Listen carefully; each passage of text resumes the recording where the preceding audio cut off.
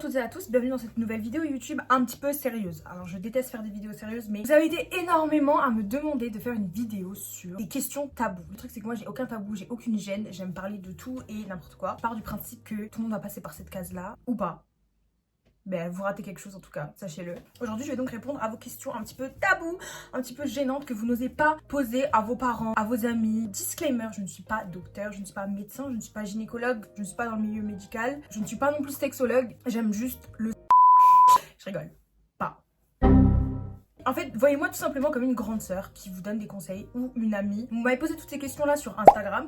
Donc si vous voulez une partie 2, n'hésitez surtout pas à vous abonner à mon Instagram. Comme ça, le jour où je fais une partie 2, vous pouvez me poser une question. Est-ce que ça fait mal? Ça, c'est une question générale, genre pas forcément la première fois, mais est-ce que ça fait mal en général? Le truc, c'est que ça peut faire mal, mais c'est censé faire du bien. C'est-à-dire que ça peut faire un peu mal, mais ça fait du bien aussi en même temps. Et le problème, c'est que si ça fait vraiment mal, ça peut être un manque de préparation, tout simplement. Donc au niveau de préliminaire, par exemple, genre vous êtes mal échauffé. C'est comme quand vous faites du sport, en fait, où vous avez une grosse crampe, c'est parce que vous êtes mal échauffé. Pareil à la salle de sport, si vous avez mal à un moment donné, si vous êtes cassé un truc, c'est que vous êtes mal échauffé. Donc là, c'est la même chose pour les rapports, il faut absolument s'échauffer et donc faire des préliminaires. Et pour les filles, il faut surtout bien s'assurer que c'est bien humide. D'accord, ça c'est très important parce que si c'est sec, ça va faire mal. Et si jamais vous avez un problème récurrent, que vraiment ça fait souvent mal, ça peut être peut-être votre partenaire aussi le problème, peut-être que c'est trop grand, trop gros.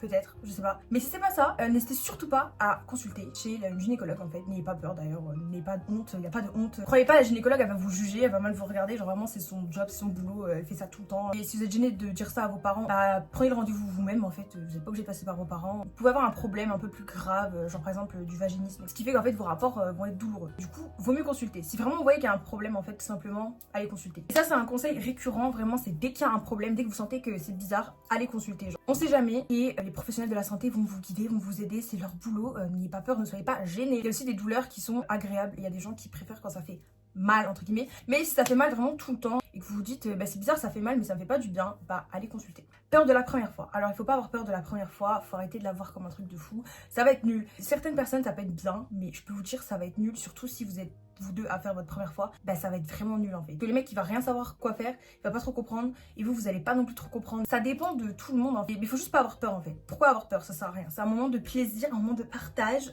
faut kiffer en fait. C'est pas le moment d'avoir peur genre. Il faut pas tenter des trucs de fou. Se dire ouais j'ai vu ça dans un film et tout, je vais tenter ça et tout. Faut pas se mettre la pression, faut pas se dire oh il faut absolument que je lui donne du plaisir etc et tout parce que c'est votre première fois en fait. Donc la première fois, faites étoile de mer en fait, faites rien, faites en sorte que ce soit lui qui fasse tout genre. Comme ça vous êtes sûr de pas vous retrouver dans une situation un petit peu inconfortable parce que c'est votre première fois, vous savez pas comment faire en fait. Et bien évidemment, il faut communiquer avec son partenaire. Je conseille vraiment de la faire avec quelqu'un que vous connaissez bien, quelqu'un avec qui vous êtes à l'aise, pas un random, pas un inconnu, pas un plan cul. Non mais ça c'est vraiment, genre je suis désolée, mais si vous l'avez fait et que ça s'est bien passé, c'est très bien pour vous. Mais moi je conseillerais jamais de le faire avec quelqu'un de random, genre parce que c'est quand même quelque chose de assez intime. Et donc si vous le faites avec quelqu'un avec qui vous n'êtes pas à l'aise, mais le truc il va être 4 fois plus gênant en fait. Peur, il faut communiquer avec le partenaire, il faut bien lui dire bah c'est ma première fois, etc. et tout. Parce que c'est une première fois, il faut pas qu'elle soit traumatisante, il faut qu'elle se passe bien, comme ça vous ayez envie de refaire après. Et vous allez voir après ça va être la frappe atomique, ça va être vraiment bien. Mais la première fois ne vous mettez pas de pression parce que c'est de la merde en fait. Genre c'est nul, enfin c'est pas ouf. Je sais même pas quoi dire en fait, genre moi ma première fois c'était vraiment nul. Mais de toute façon il y a la story time de ma première fois qui va venir dans cette vidéo là.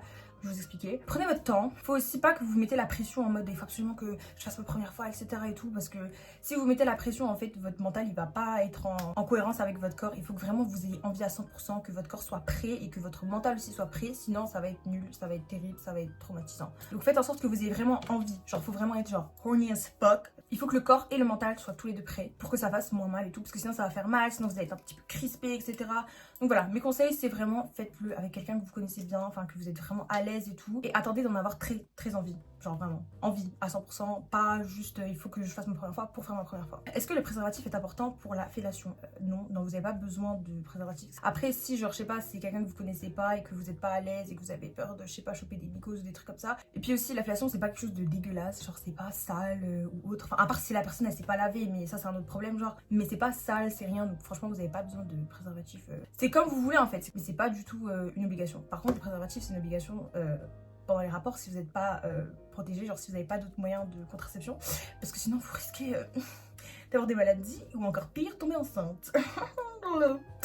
Au niveau de l'épilation, est-ce qu'il faut s'épiler? Ça dépend déjà de ton confort à toi, si t'es à l'aise ou pas avec les poils. Et un rapport, c'est à deux.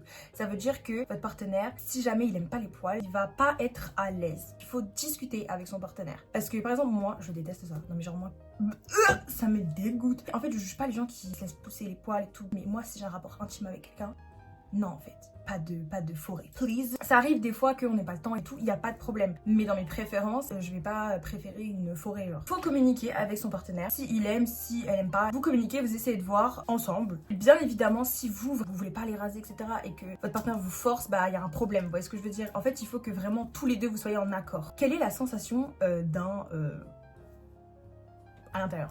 En fait, dites-vous que c'est naturel, genre ce que vous faites c'est normal. Vous faites pas un truc choquant, vous faites pas un truc pas normal. Ça veut dire que la sensation en fait elle est logiquement bonne, enfin logiquement vous allez aimer. Et le corps il est bien fait, une fois que vous allez avoir envie, vous allez être un peu plus genre ouverte entre guillemets, prête à accueillir la chose.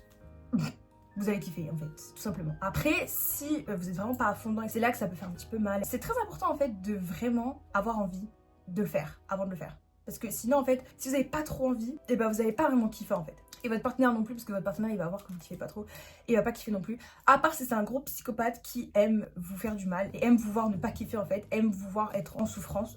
Oui, oui, oui. Il y en a qui existent, faites très attention à ceux-là. Comment on fait pour bien s'y prendre, / avoir du talent? Alors mes conseils, lire des livres, parce que oui, dans les livres, ils donnent des bons conseils en fait. Donc tout ce qui est Wattpad, etc. et tout, franchement, allez-y. Hein. Franchement, ils donnent des bons conseils. Moi, quand j'étais petite, quand j'avais genre 14 ans, je lisais des histoires d'amour, des romances et tout. Et il y avait plein de scènes comme ça et tout. Et je vous jure que ça m'a grave donné de l'inspiration. En vrai de vrai, je pense. Ensuite, regardez aussi des films d'amour, des trucs comme ça. Enfin, vous voyez ce que je veux dire? Faites votre petite recherche. Faites vos petites recherches, même sur internet, vous tapez meilleure position, comment satisfaire son partenaire, comment il y a des livres qui sont très bien. Franchement, n'ayez pas honte de vous renseigner là-dessus. C'est pas du tout une honte. Et surtout, communiquer avec votre partenaire. Parce que même s'il y a telle personne qui a aimé ce que vous avez fait, l'autre partenaire, enfin, une fois que si vous avez un autre partenaire, ça ne veut pas forcément dire que lui va aimer ce que l'ancien ou le précédent a aimé. Vous voyez ce que je veux dire? Faites très attention à ça. Il y a un mec qui peut kiffer un truc en particulier et un autre qui va détester. Donc tout simplement, faites vos recherches, communiquez avec votre partenaire, ça c'est très important. N'oubliez pas, c'est un rapport, ça à deux. Il faut communiquer, il faut parler. Comment on communique? Est-ce qu'on communique pendant le rapport? Est-ce qu'on communique avant? Comment c'est? Est-ce que c'est gênant, etc. et tout. En fait, si vous êtes gêné, envoyez un message en fait. Dites juste ah ouais au fait, est-ce que toi tu nanana? Ou alors ayez le rapport avec la personne et après vous faites un espèce de compte rendu.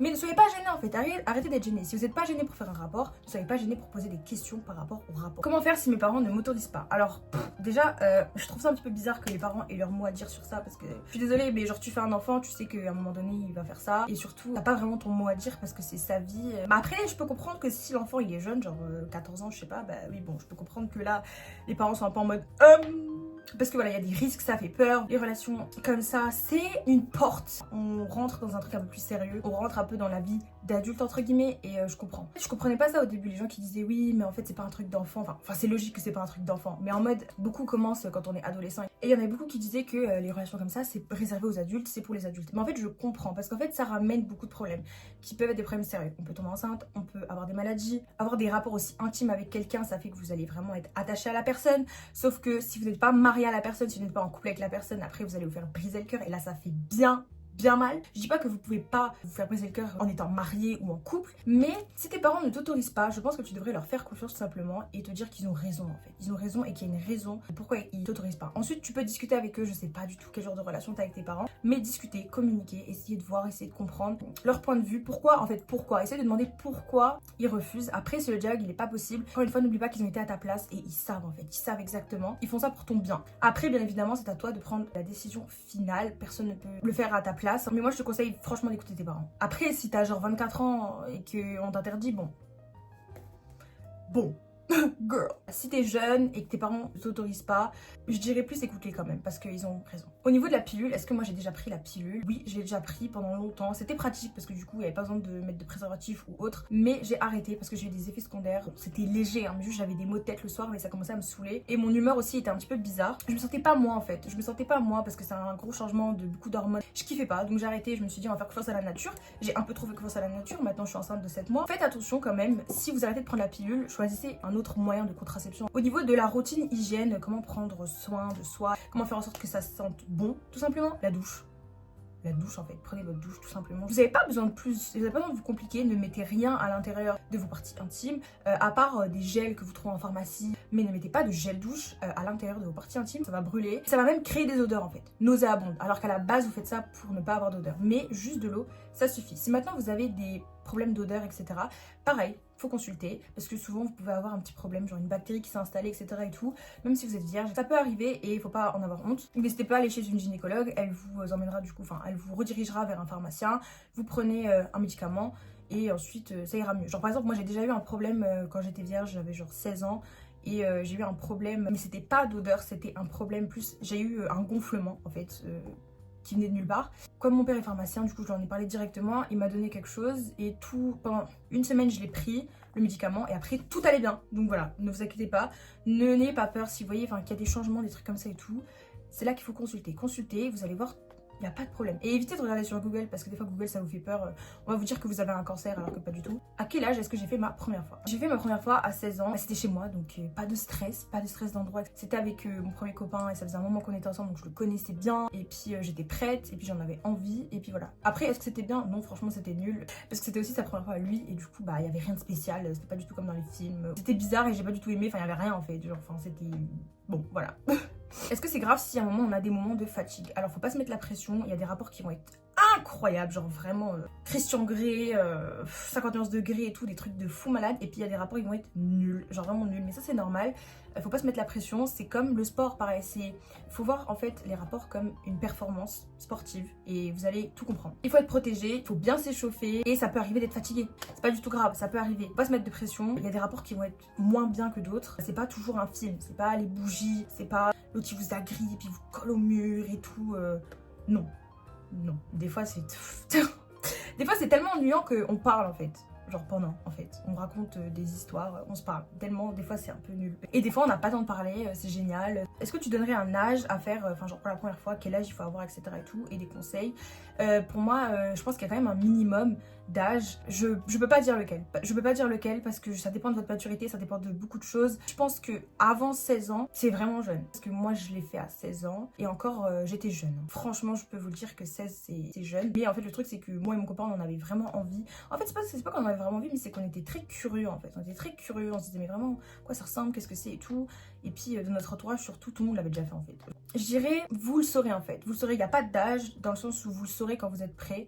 Il faut juste pas se mettre la pression, mais voilà. Après, vous faites ce que vous voulez. Moi, je juge personne. Est-ce que je suis choquée des gens qui le font à 15 ans? Non, parce que moi, je pars du principe que je juge personne. Enfin, voilà. Tout le monde, chacun sa vie, chacun fait ce qu'il veut. Tant que les gens ne font pas mal à d'autres gens, tant que ça s'est bien passé, tant que c'était consenti, tant que t'as kiffé, bah voilà. Avoir des rapports pendant les règles. Alors ça dépend de notre confort et ça dépend du partenaire bien évidemment. Encore une fois, le rapport c'est à deux. Ça dépend de nous parce que des fois les règles peuvent être très douloureuses, on peut ne pas se sentir à l'aise, on peut ne pas avoir envie de faire ça tout simplement.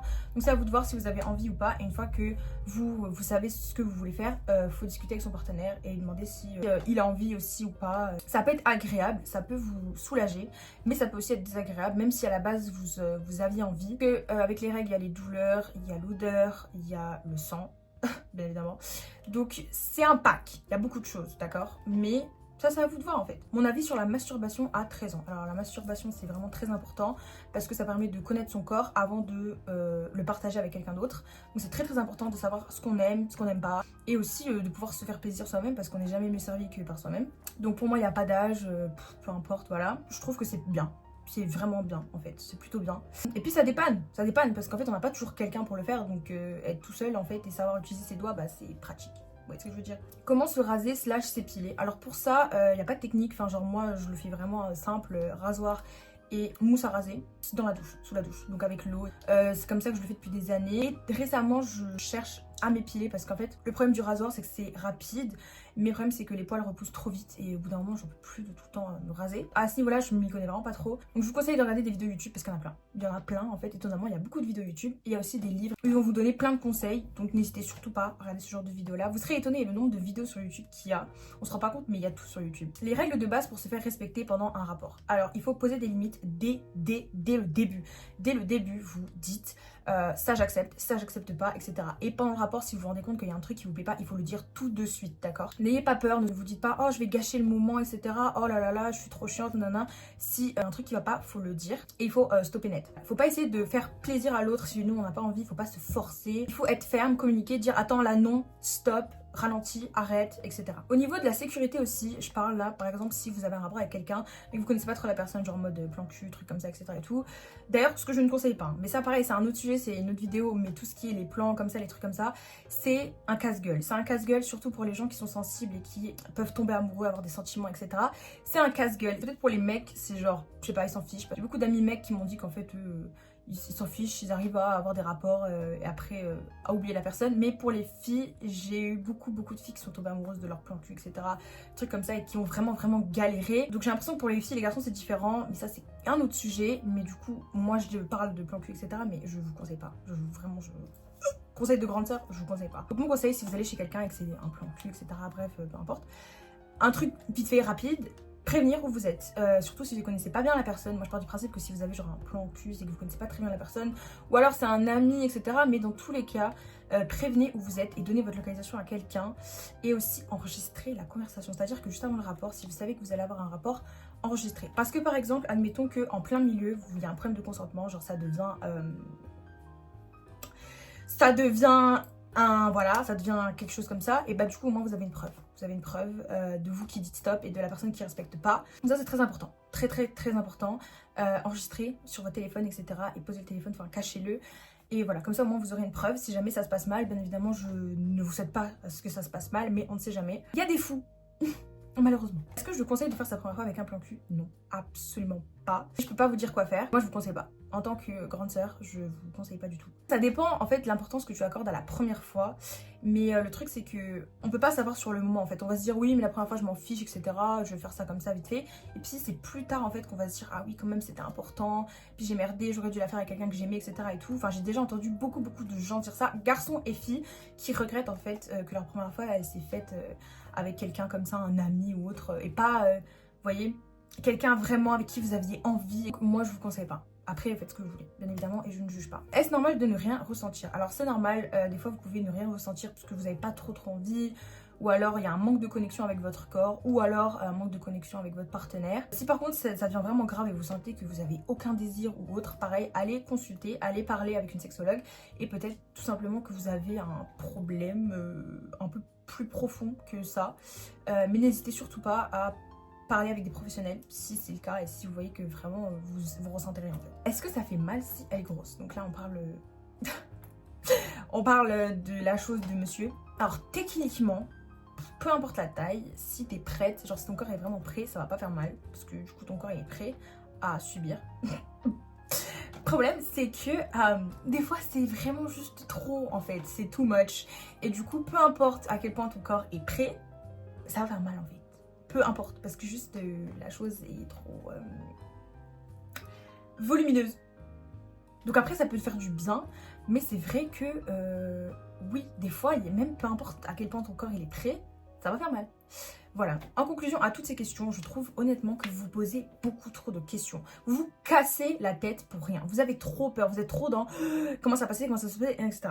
Vous êtes trop curieux et ne vous inquiétez pas, en fait vous faites une montagne littéralement de ce qu'est la première fois, mais ne vous inquiétez pas, c'est pas ce que vous croyez, c'est vraiment pas la mort, c'est pas un truc qui fait peur, c'est pas flippant, il faut juste faire attention aux conditions dans lesquelles vous vous préparez, il faut faire en sorte que vous soyez bien prêt ou prête.